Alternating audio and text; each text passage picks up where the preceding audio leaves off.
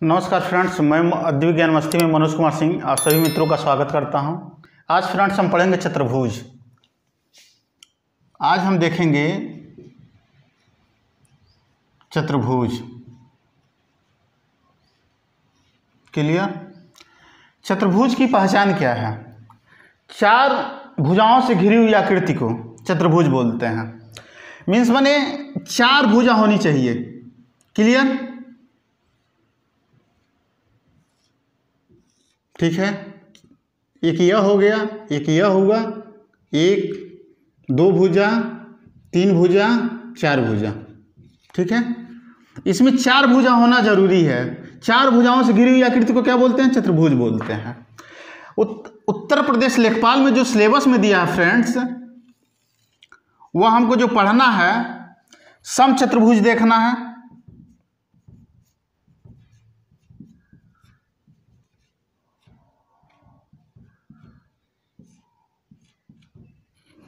दूसरा दिया है समानांतर चतुर्भुज दिया है।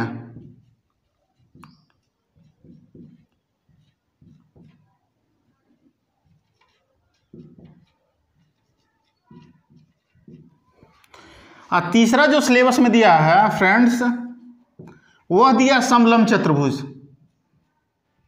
समलंब चतुर्भुज।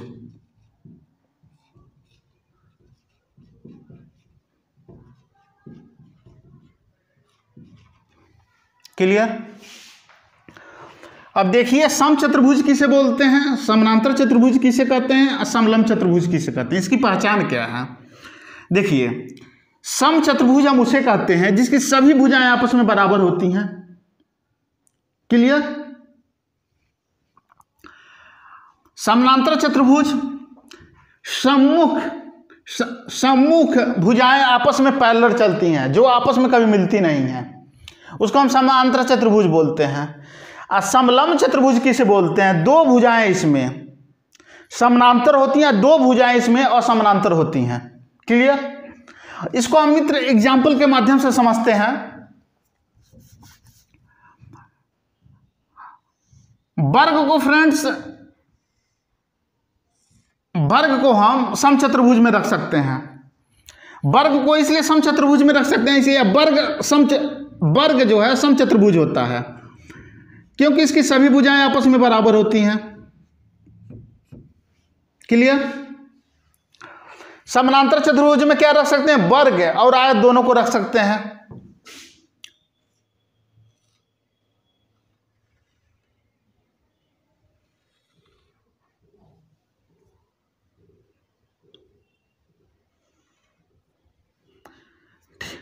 देखिए, क्योंकि यह दो दूरियां समानांतर चल रही हैं, पैरेलल चल रही हैं, जो आपस में कभी मिलती नहीं है। वर्ग में भी और आयत में भी यह हमारा बन गया है आयत।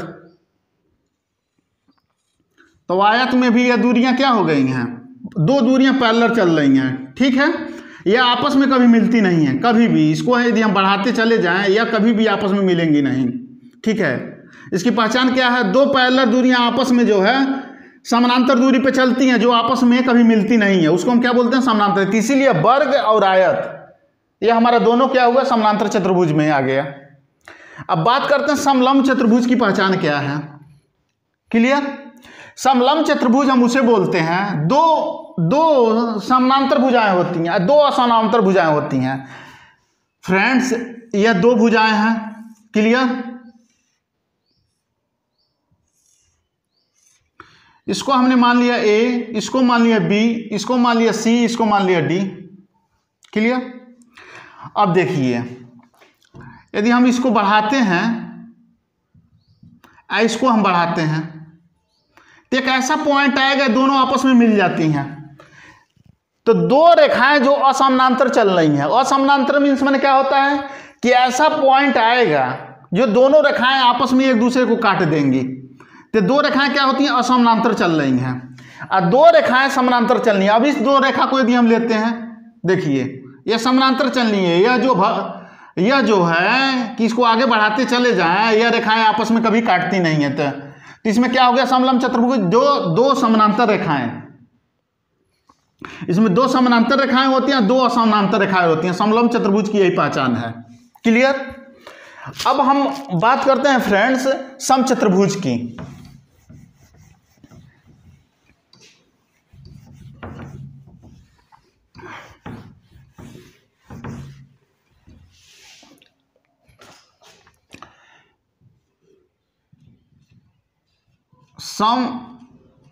समचतुर्भुज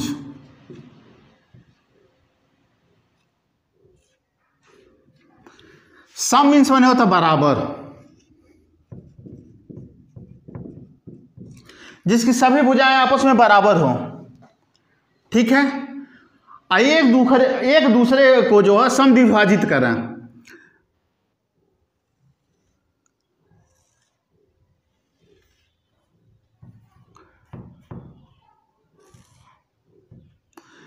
ए हो गया या बी हो गया या सी हो गया या डी हो गया। वर्ग को हम लेते हैं, समझते हैं वर्ग को जो है, यह हमारा हो गया वर्ग। क्लियर।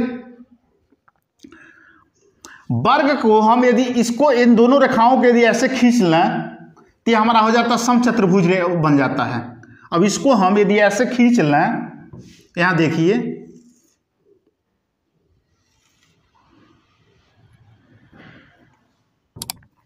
यह हमारा बन गया समचतुर्भुज।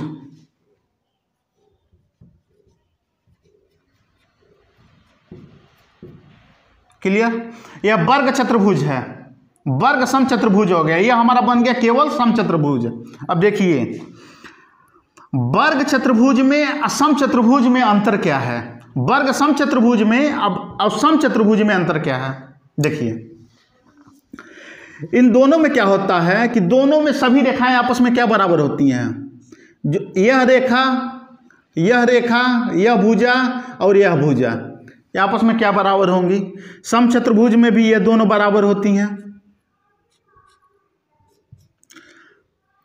दोनों एक दूसरे को समद्विभाजित करती हैं। समद्विभाजित में किसी भी रेखा को, विकर्ण को दो बराबर दूरियों में डिवाइड करती है एक दूसरे को। ठीक है, ठीक है। यह कोई रेखा हुआ, समद्विभाजित कर रही हैं, यह दूरी और यह दूरी बराबर होगी, यह दूरी बराबर होगी। क्लियर। इसमें भी क्या हो रहा है फ्रेंड्स, इसको हम मान लिए ए, इसको हमने मान लिया बी, इसको मान लिया सी, इसको मान लिया हमने डी। अब देख लीजिए, यदि हम इसको ऐसे खींच दिए फ्रेंड्स तो भुजाएं तो बराबर हैं, लेकिन क्या इनके अंदर के कोण बराबर होंगे? बिल्कुल नहीं होंगे। इसमें यह क्या होता है, यह 90 डिग्री होता है, इसमें भी यह 90 डिग्री होगा, यह भी 90 डिग्री होता है, ये भी 90 डिग्री होता है। इनके सभी कोणों का योग फ्रेंड्स, कोण ए प्लस कोण बी प्लस कोण सी प्लस कोण डी इक्वल टू कितना होता है, 360 डिग्री होता है। इतना क्लियर। त्रिभुज में भी अंतःकोणों का योग 360 होता, वर्ग हो, आयत हो, समलंब चतुर्भुज को छोड़ करके जितने चतुर्भुज आप पढ़ेंगे, त्रिभुज पढ़ेंगे, उनके सभी अंतःकोणों का योग कितना होगा, 360 होता है। क्लियर।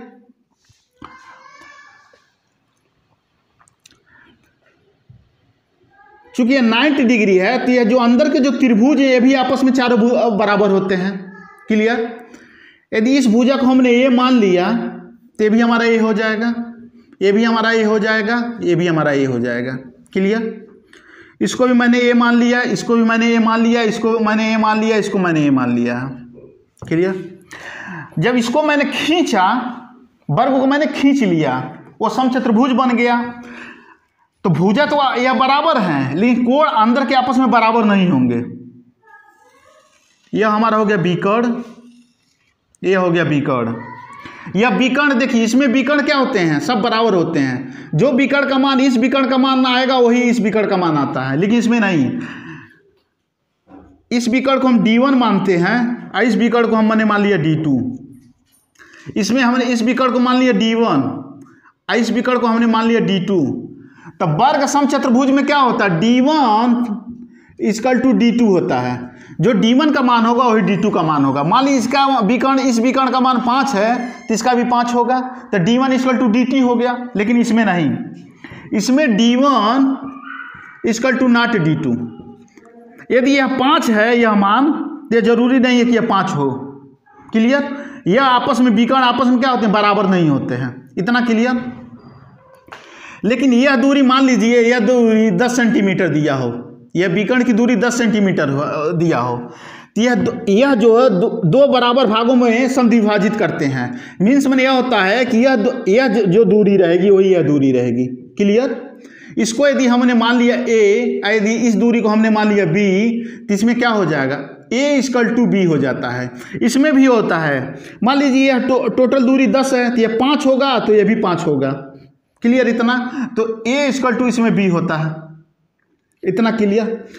यह 90 डिग्री होता है, यह 90 डिग्री होगा, ये भी 90 डिग्री होगा, ये भी 90 डिग्री होगा, इसमें भी यह 90 डिग्री होता है, ये भी 90 डिग्री होगा, ये भी 90 डिग्री होगा, ये भी 90 डिग्री होगा। क्लियर? इतना।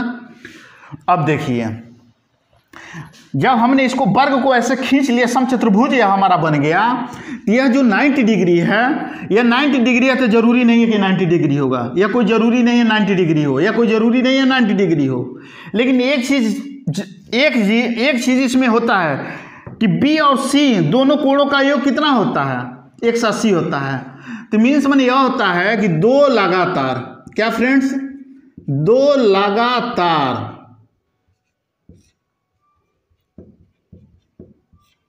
कोणों का योग 180 डिग्री होगा। क्लियर? कहने का मतलब यह है फ्रेंड्स, यहां देखिए, यदि हम इसको मान लिया 80, ध्यान से फ्रेंड्स समझिए, इसको मान लिया 80, तो हमारा 100 हो जाएगा। क्यों 100 हो जाएगा? कि दो लगातार कोणों का योग 180 अंश होता है, तो 80 प्लस 100 180 हुआ, तो यह लगातार दो कोण का योग कितना होगा, 180। उसी तरह इन दो लगातार कोणों का मान 180 होगा। यदि यह 100 है तो यह भी 80 होगा, तभी तो सी या बी लगातार दो कोणों का योग 180 होगा। यह 80 है तो यह 100 होगा, क्योंकि यह 80 है, यह 100, तभी तो 180 होगा। आप देख लीजिए,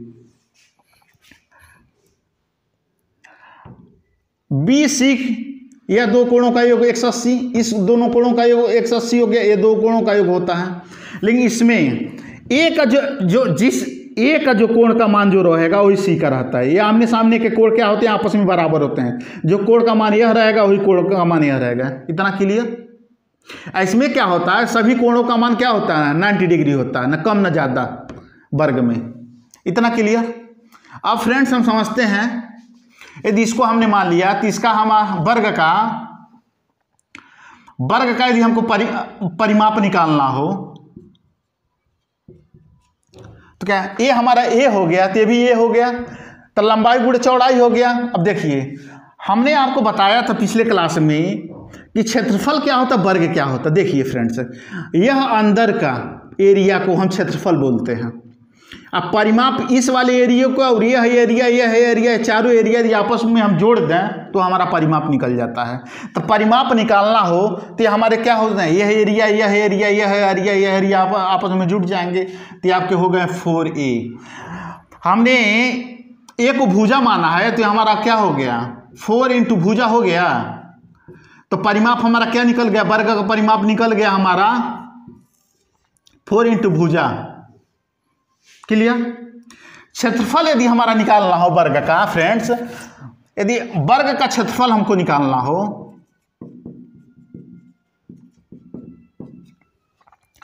तो लंबाई गुणे चौड़ाई हो गया, तो ए गुणे ए हो गया, तो ए स्क्वायर हो गया, तो यानी भुजा स्क्वायर हो गया, भुजा स्क्वायर हो गया। यदि यह 1 सेंटीमीटर हो, यह 1 सेंटीमीटर होगा, इसको हम सेंटीमीटर से डिनोट कर दिए, इसको हमने सेंटीमीटर से डिनोट कर दिया। तो सेंटीमीटर, देखिए, ए सेंटीमीटर गुणे ए सेंटीमीटर बराबर हुआ क्या, ए स्क्वायर, ठीक है, वर्ग, चूंकि वर्ग है तो वर्ग सेंटीमीटर स्क्वायर हो गया। इतना क्लियर? अब हम बात करते हैं समचतुर्भुज की बात करते हैं फ्रेंड्स। समचतुर्भुज में हमको परिमाप निकालना हो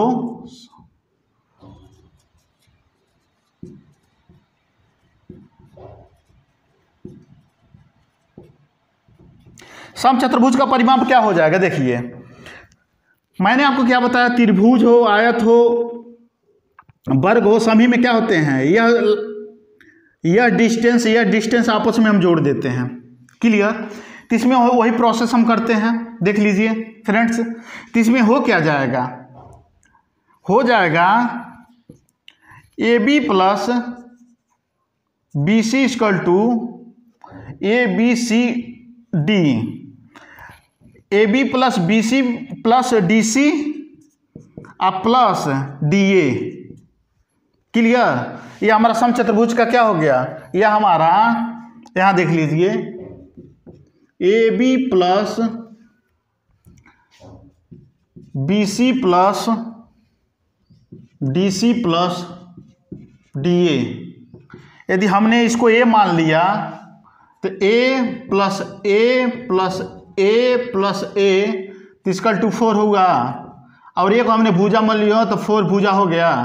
यह हमारा समचतुर्भुज का क्या हो गया, फार्मूला निकल गया। क्षेत्रफल हम देख लेते हैं फ्रेंड्स। क्षेत्रफल, यदि समचतुर्भुज का क्षेत्रफल निकालना हो,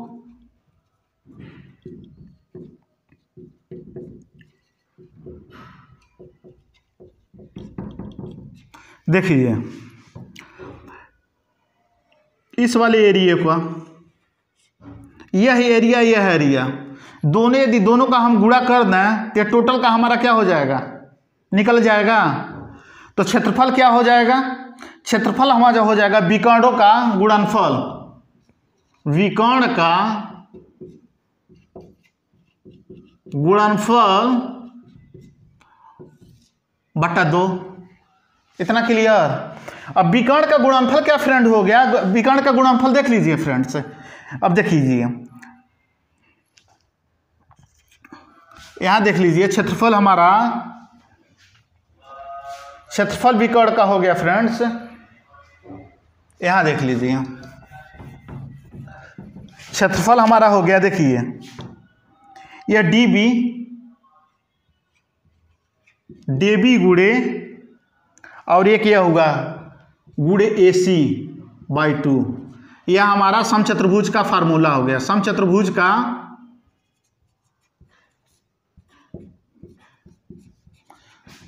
क्षेत्रफल का फार्मूला क्या हो गया, विकर्ण का गुणनफल बाई 2। गुणनफल क्या हो गया, DB गुणे AC बाई 2। यह हमारा फार्मूला निकल गया। क्लियर। एक बार फिर हम आपको समझाते हैं। चतुर्भुज किसे कहते हैं, 4 भुजाओं से घिरी हुई आकृति को चतुर्भुज बोलते हैं। हमारे यूपी लेखपाल में जो है 3 चतुर्भुज को हमको देखना है। एक कौन सा देखना है, समचतुर्भुज को देखना है, दूसरा समानांतर चतुर्भुज देखना, और तीसरे हमारे कोर्स में समलंब चतुर्भुज। समचतुर्भुज की मैंने परिभाषा बताया कि जिसकी सभी भुजाएं आपस में बराबर होती हैं, और जो है अंदर के कोण जो है 90 डिग्री पे एक सम दूसरे को समद्विभाजित करते हैं। क्लियर। समानांतर चतुर्भुज की 2 पैरेलल रेखाएं जो है, 2 पैरेलल रेखाएं चलती हैं और जो किसी भी पॉइंट पे आपस में काटती नहीं हो, समानांतर चतुर्भुज हो गया। और समलंब चतुर्भुज मैंने क्या कहा, समलंब चतुर्भुज मैंने आपको बताया था, समलंब चतुर्भुज की 2 रेखाएं हैं। क्लियर। इसमें 2 समानांतर होती हैं और 2 असमानांतर होती हैं। तो समानांतर असमानांतर रेखाएं कौन सी है, यह देखिए, जो एक पॉइंट पर जाकर के काट दे रही हैं। और समानांतर रेखाएं क्या होती हैं, जो किसी भी पॉइंट में आगे बढ़कर काटती हैं। 2 पैरेलल रेखाएं आपस में चलती हैं। इसकी पहचान क्या है, समलंब चतुर्भुज की। इतना क्लियर फ्रेंड्स। अब हम चूंकि समचतुर्भुज का आपको क्षेत्रफल और परिमाप का फार्मूला मैंने आपको बताया है। अब क्वेश्चन क्षेत्रफल और परिमाप पे एग्जाम में कैसे आते हैं उसको हम फिर कराते हैं। आइए फ्रेंड्स क्वेश्चन देखते हैं। यह क्वेश्चन जो है राजस्व लेखपाल 2015 के फर्स्ट पाली में पूछा है कि एक समचतुर्भुज का क्षेत्रफल 500 सेंटीमीटर है, जब सब सम चतुर्भुज दे दे तो दिमाग में एक चीज आपको क्लिक हो जाना चाहिए,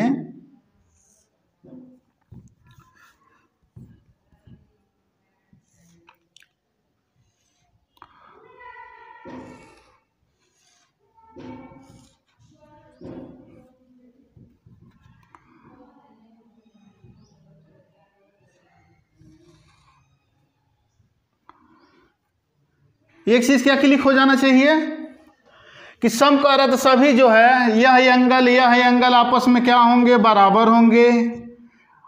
सम बोले असम चतुर्भुज बोल दे तो इसके अंदर के विकर्ण क्या होंगे, बराबर नहीं होते हैं। D1 equal to not D2 होता है। क्लियर, विकर्ण को हमने D1 मान लिया, इसको मान लिया D2। अब इतना चीज तो दिमाग में एकदम क्वेश्चन आते ही इतना दिमाग में आपको क्लिक हो जाना चाहिए। अब हम चलते हैं फ्रेंड्स क्वेश्चन पे। एक सम चतुर्भुज का क्षेत्रफल, तो मैंने इसमें ये टोटल एरिया का क्षेत्रफल क्या दे दिया है, 500 सेंटीमीटर स्क्वायर दे दिया है। ठीक है, एक विकर्ण की लंबाई दे दिया है, तो मान लीजिए D1 का ही मान लीजिए, D1 का दे दिया 25 सेंटीमीटर। ठीक है, दूसरे विकर्ण की लंबाई D2 का मान पूछ रहा है। तो हमने आपको क्या बताया था, सम चतुर्भुज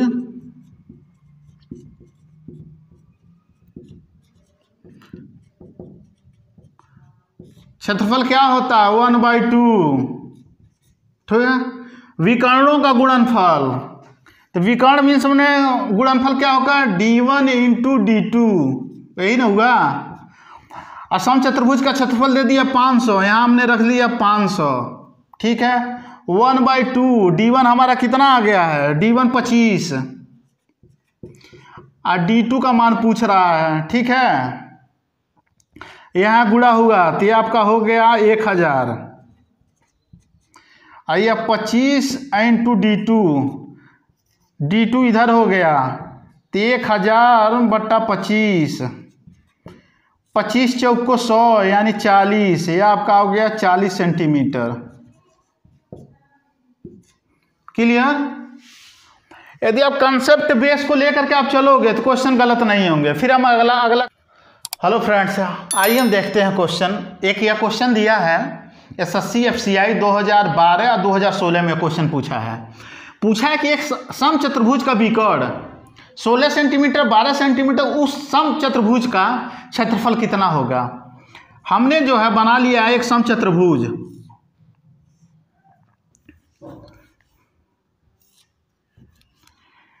यह हमारा हो गया सम चतुर्भुज। सम चतुर्भुज का मैंने परिभाषा क्या बताया है कि सभी भुजाएं क्या होती हैं, आपस में बराबर होती हैं। इतना क्लियर। यह हमारा विकर्ण हो गया। दूसरा मैंने बताया था कि D1 equal to not D2 होता है। यह विकर्ण कोई जरूरी नहीं है कि आपस में बराबर हो, सम है। वर्ग में तो बराबर होते हैं, लेकिन सम चतुर्भुज दे दिया है तो यह विकर्ण आपस में बराबर नहीं होते हैं। क्लियर, इतना आप देखिए। पहले विकर्ण का मान दे दिया 16 सेंटीमीटर और दूसरे का दे दिया है 12 सेंटीमीटर। पूछा है कि उस चतुर्भुज का क्षेत्रफल कितना होगा। तो सम चतुर्भुज का क्षेत्रफल क्या हो जाएगा, सम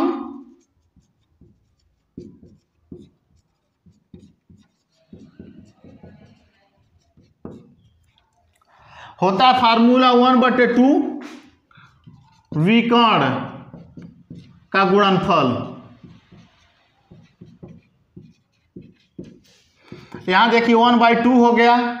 गुणनफल देख लीजिए, इसको हमने मान लिया A, इसको मान लिया B, इसको मान लिया C या इसको मान लिया D।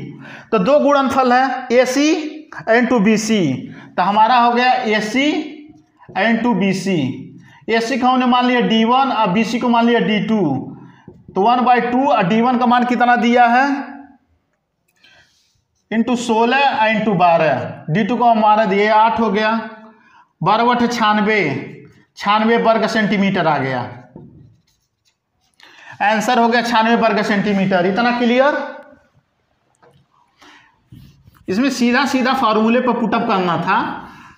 ठीक है, एक क्वेश्चन और देखते हैं। ये SSC 10+2 में दिया है। एक सम चतुर्भुज का परिमाप 40 सेंटीमीटर है और उस एक कोण का माप 60 डिग्री है, तो उसका क्षेत्रफल कितना होगा। 100 centi under root 3 centimetre cube होगा कि 50 अंडर रूट 3 सेंटीमीटर होगा कि 160 सेंटीमीटर स्क्वायर होगा कि 100 सेंटीमीटर स्क्वायर होगा। बस क्वेश्चन को देखिए फ्रेंड्स, क्वेश्चन में कुछ है नहीं, समझने की जरूरत है। फिर हम वही करेंगे। एक हमने क्या किया,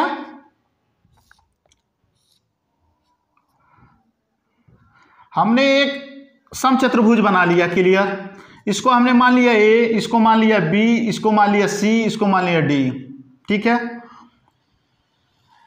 यह हमारा विकर्ण हो गया, यह हमारा विकर्ण हो गया, इतना क्लियर। मैंने आपको जब पढ़ाया था तो मैंने एक चीज़ें आपको समझाया था कि समचतुर्भुज उसे कहते हैं कि सभी भुजाएं हैं क्या होती हैं, आपस में बराबर होती हैं, इतना क्लियर।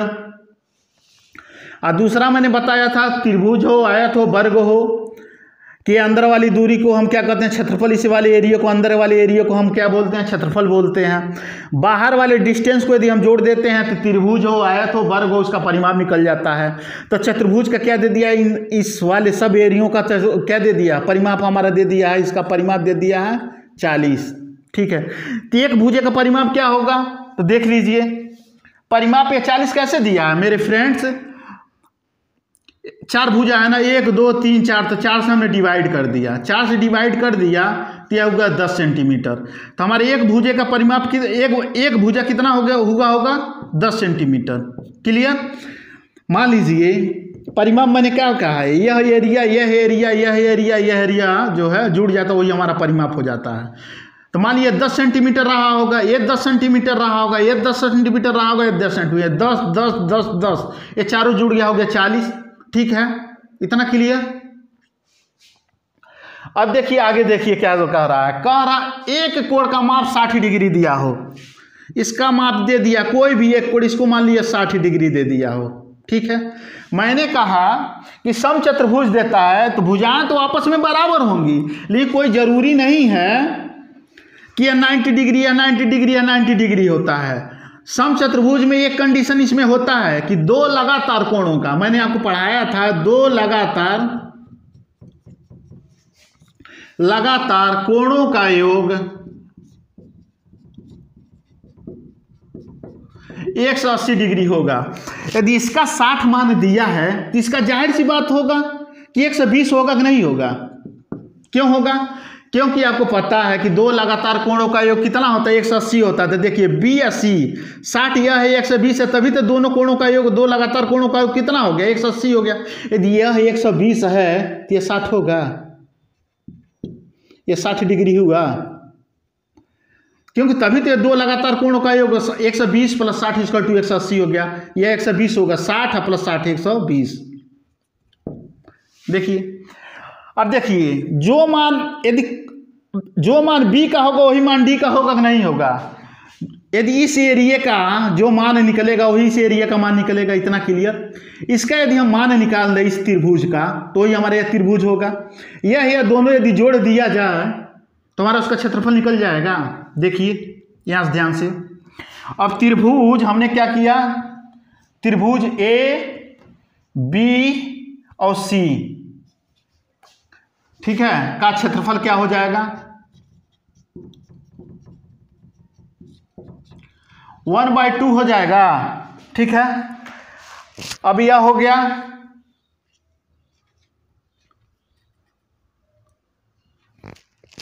ए गुणे आधार BC आई इंटू साइन थीटा, क्योंकि लंब बटा आधार दिया है तो यह आपका साइन 60 हो गया, क्लियर। इसको हमने हल कर दिया तो 1/2 हो गया।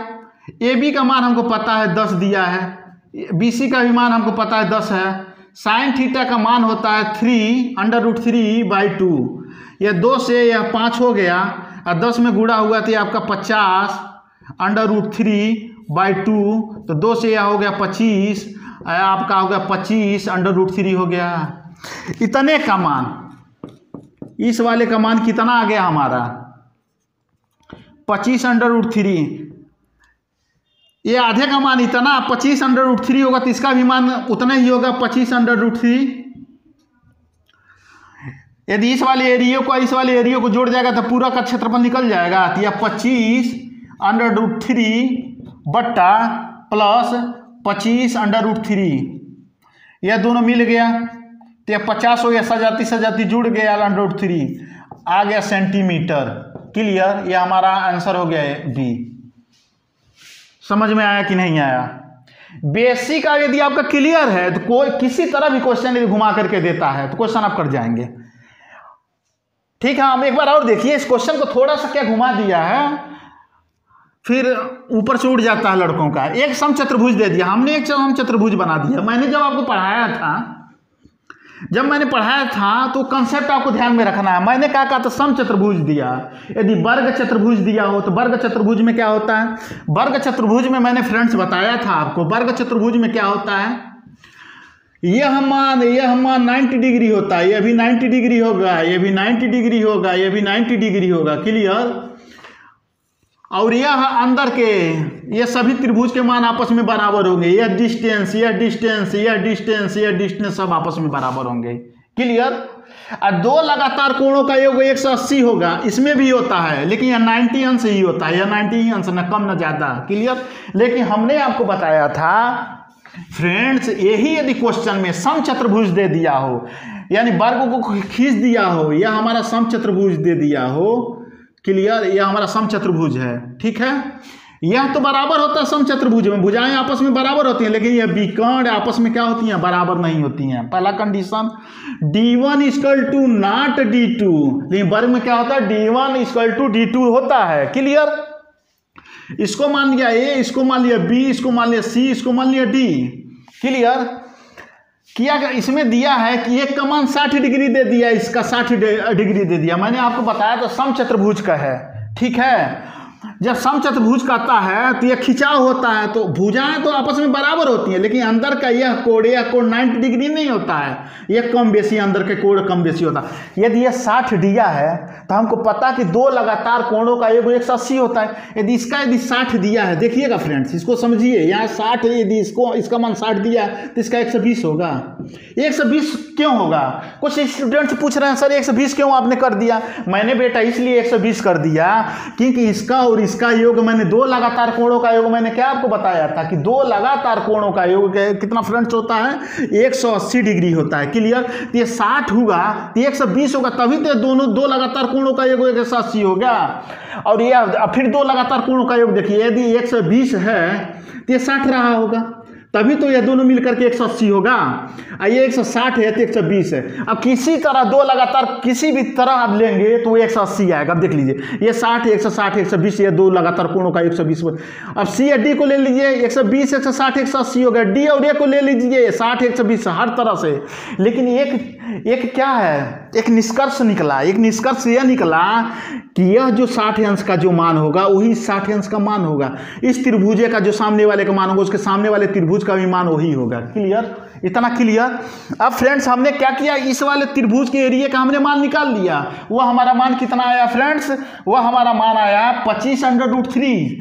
ठीक है, यदि इसका मान 25√3 होगा तो इसका भी मान 25√3 होगा। यह दोनों हमने जोड़ दिया तो यह होगा 50√3 सेंटीमीटर। क्लियर बेटा, यदि बेसिक आपका क्लियर है, कंसेप्ट क्लियर है, समचतुर्भुज आ गया तो दिमाग में चीज़ें एकदम क्लियर हो जाना चाहिए कि समचतुर्भुज में D1 D2 कोई जरूरी नहीं है कि बराबर हो। और समचतुर्भुज में तो भुजाएं आपस में बराबर होती हैं, लेकिन जो अंदर के जो एंगल हैं, यही एंगल क्या होता है, इसके मान आपस में बराबर नहीं होते हैं। लेकिन इसमें एक कंडीशन है, दो लगातार कोणों का मान 180 होना चाहिए। ठीक है, और चारों कोणों का योग कितना होता है, वह 360 होता है। इतना क्लियर फ्रेंड्स। मैं बार बार आप लोगों को कहता हूं, बेसिक समझिए, यदि कंसेप्ट आप लोग क्लियर समझ लिए, कंसेप्ट आपका क्लियर है, क्वेश्चन किसी तरह भी घुमाता है आप क्वेश्चन कर जाएंगे। क्वेश्चन और देखते हैं, SSC 10+2 SSC CGL tyre first में यह क्वेश्चन आया है। समचतुर्भुज का परिमाप दिया है 100 सेंटीमीटर है, उसका एक विकर्ण 40 सेंटीमीटर, तो उसका क्षेत्रफल कितना होगा।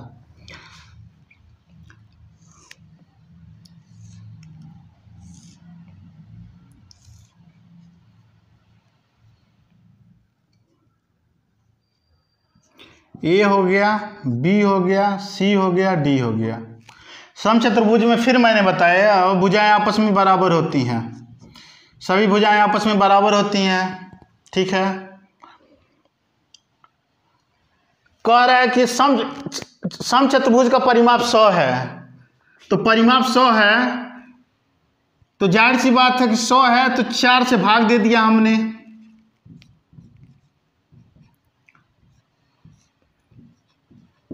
तो इसका मान 25 होगा, इसका भी 25 होगा, इसका भी 25 होगा, इसका भी 25 होगा। भाई परिमाप का क्या मैंने बताया था कि यह दूरी यह दूरी यह दूरी यह दूरी आपस में जुड़ जाता है, तो यह सब जोड़ करके 100 दिया है, तो एक भुजा का मान निकालने के लिए मैं 4 से भाग दे दिया तो हमारा आ गया 25। इतना क्लियर। कह रहा है कि उसका एक विकर्ण, यहाँ देख लिए हमने बना लिए विकर्ण, यह बन गए विकर्ण। विकर्ण में मैंने क्या किया, समचतुर्भुज में विकर्ण आपस में कभी बराबर नहीं होते हैं। D1 equal to not D2, clear. D1 विकर्ण है तो ये आपस में बराबर नहीं होती हैं, ठीक। लेकिन यह दूरी आपस में बराबर होंगी, जितना यह दूरी होगा वही यह दूरी होगा, जिसका यह दूरी होगा वही यह दूरी होगा, लेकिन यह टोटल का दूरी ये आपस में बराबर नहीं होती हैं। इतना क्लियर। कह रहा विकर्ण का मान 40 है, किसी एक विकर्ण का मान 40 दे दिया है, तो मान लीजिए हमने इसी को मान लिया 40, इस विकर्ण एक D1 का मान दे दिया है 40। इतना क्लियर। तो उसका क्षेत्रफल ज्ञात कीजिए, ठीक है। क्षेत्रफल ज्ञात करने के लिए देखिए फ्रेंड्स, समचतुर्भुज का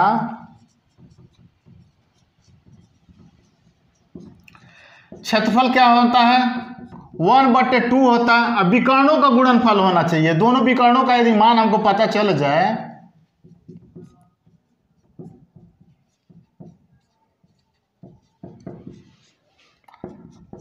वन बटे टू BD गुड़े AC, तो हमारा AC हो गया, ठीक है। तो 1/2 BD को हमने क्या मान लिया है, D1 मान लिया है, इसको मान लिया D2।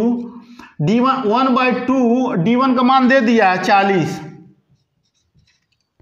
D2 का हमको दिया नहीं। यदि D2 का मान यहाँ से निकल जाए तो हमारा क्षेत्रफल निकल जाएगा।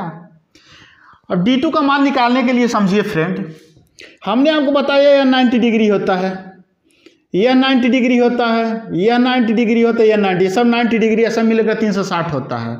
समचतुर्भुज में जो दो लगातार कोणों का योग 180 होता है।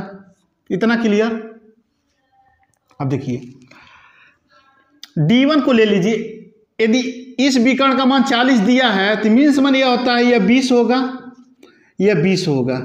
किस सम विभाजित कर रही हैं, मान लीजिए समान दूरी पे किसी भी रेखा को यह काट दो बराबर भागों में बांटती हैं, यह टोटल दूरी 40 है तो 20 रहा होगा, यहाँ से यहाँ तक की, यहाँ से यहाँ तक 20 होगा।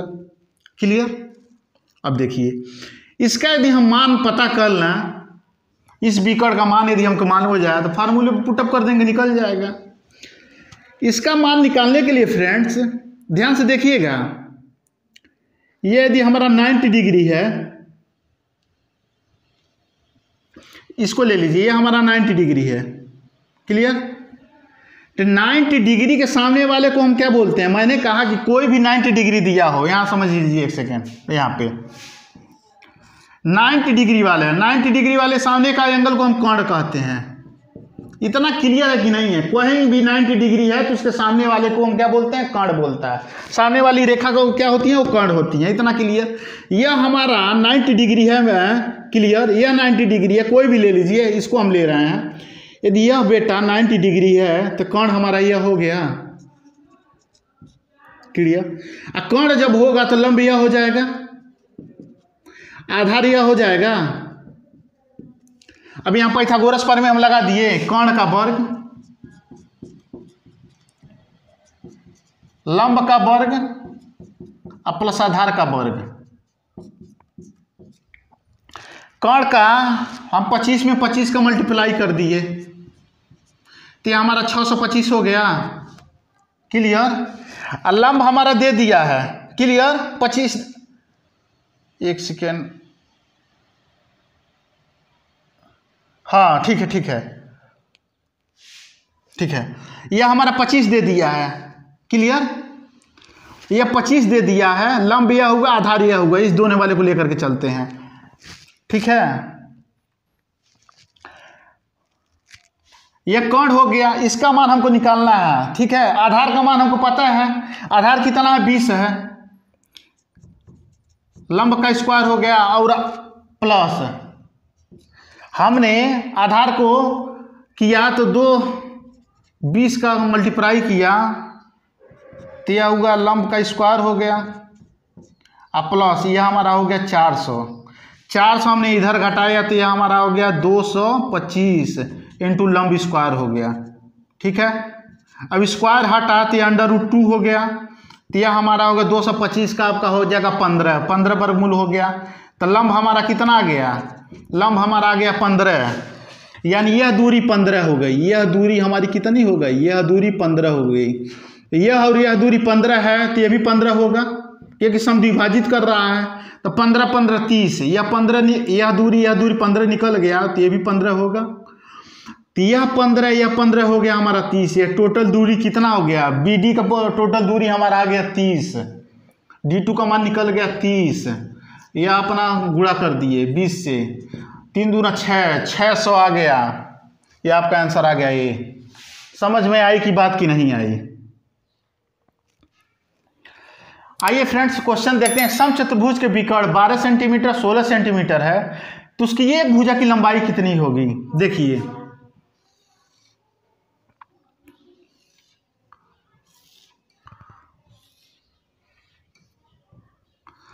यह समचतुर्भुज यह दूरी आपस में बराबर होंगी।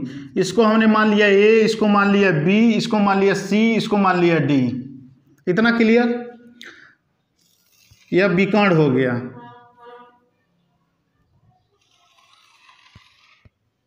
यह हमारा विकर्ण हो गया। क्लियर? अब इसके प्रश्न के अनुसार चलते हैं। बोला एक विकर्ण 12 दिया हो, यह टोटल 12 दिया हो तो यह 6 होगा, यह 6 होगा। दूसरा विकर्ण 16 दिया हो, यहाँ से यहाँ तक का मान कितना दे दिया हो 16, तो यह हमारा 8 होगा, यह 8 होगा। क्लियर? यह टोटल सोचिए, यह टोटल जो है 16 दिया है तो समद्विभाजित होता कोई रेखा समान दूरी पर डिवाइड करते तो यह हमारा 8 होगा, यह हमारा 8 होगा। इतना क्लियर? अब देखिए बात, हमको पता है यह हमारा मान 90 डिग्री होता है, यह मान हमारा 90 डिग्री होता है, यह मान हमारा 90 डिग्री होता है, यह हमारा 90 डिग्री होता जो है। इतना क्लियर? अब देखिए, अब आते हैं क्वेश्चन पे।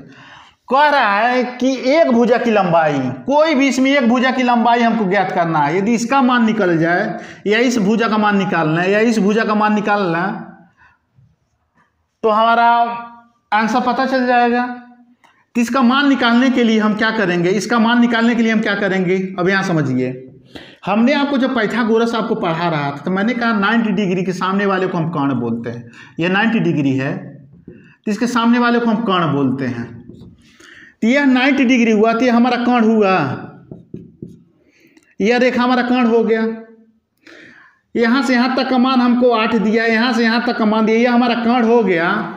तो हमको पाइथागोरस में हमने क्या था, कर्ण का स्क्वायर इक्वल टू लंब का स्क्वायर और प्लस आधार का स्क्वायर होता है। और आधार ही हमारा भुजा, कर्ण ही हमारा भुजा है। ठीक है, अब लंब का मान कितना दे दिया है, 6 का स्क्वायर और प्लस 8 का स्क्वायर, यह आपका 36 हो गया। यह 8 8 64 होगा और 36 64 मिल करके आपका 100 हो गया। तो कर्ण हमारा कितना हो गया, कर्ण स्क्वायर है तो कर्ण को √100 होगा तो यह हमारा 10 होगा। इसका मान 10 आ गया। ठीक है, और वही मान पूछ रहा था। इसमें क्या है, कुछ रॉकेट साइंस कुछ नहीं है, बेस आपका क्लियर है। कहीं भी समझिए, कहीं भी यह 90 डिग्री दिया हो तो समझ लीजिए इसके सामने वाले का, कहीं भी किसी भी एंगल यह 90 दिया है तो इसके सामने वाले का यह कर्ण हो जाता है। क्लियर? कहीं भी 90 डिग्री के सामने वाले को हम कर्ण मानते हैं। यह कॉन्सेप्ट यदि आपको क्लियर है तो बस मान पुटअप करना है। यह टोटल का मान 12 दिया हो तो इसको हम डिवाइड कर दिए हैं तो यह आधा 6 हो जाएगा, यह आधा 6 हो जाएगा। डिवाइड इसलिए किए हैं क्योंकि क्योंकि ये यहाँ ये दोनों, ये वाला एंगल और इस वाले एंगल को हमको ज़रूरत है। यह हमारा लंब हो गया, यह आधार हो गया, एक कर्ण हो गया है। इतना क्लियर। क्वेश्चन हमारा आ जाएगा 10 दिया है, यह हो गया आंसर। ठीक है फ्रेंड्स, मेरा पढ़ाना यदि आपको अच्छा लगता है तो ज़्यादा से ज़्यादा लाइक कीजिए, सब्सक्राइब कीजिए, शेयर कीजिए